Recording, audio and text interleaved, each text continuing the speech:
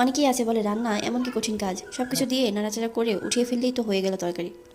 কিন্তু আমি বলবো অবশ্যই রান্না একটি কঠিন কাজ, যদি আপনার সেই বিষয়ে চর্চা না থাকে। হুট করে যদি কাউকে বলেন যে রান্না করতে হবে, রান্না করো, অথচ সে রান্না বিষয়ে কিছু জানেই না, কখনো রান্না করেই নি, তাহলে কি সে রান্না পারবে? কখনোই না।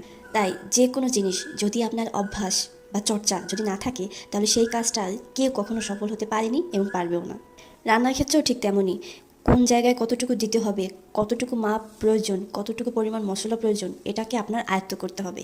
তার জন্য আপনাকে বেশি বেশি রান্না করতে হবে। বেশি বেশি কাজ করলে অবশ্যই আপনি একটা পর্যায়ে গিয়ে এটার মেজারমেন্টটা বুঝতে পারবেন। ঠিক তেমনি আমাদের বাস্তব জীবনেও এমনই। যে কোনো কাজ করতে যান, অবশ্যই কাজে বাধা থাকবে, অনেক বেশি সমালোচনার শিকার হবেন, অনেক বেশি নেগেটিভ থট থাকবে, নেগেটিভ মানুষ থাকবে, যাদের কথা আপনাকে কাজকে, আপনার ব্রেনকে বিচল করে দেবে, আপনার কাজে অক্ষম করে দেবে। কিন্তু আপনি যদি তাদের কথা এবং কাজকে ধরে বসে থাকেন, তাহলে অবশ্যই আপনার কাজে সেটা বাধাগ্রস্ত হয়ে দাঁড়াবে।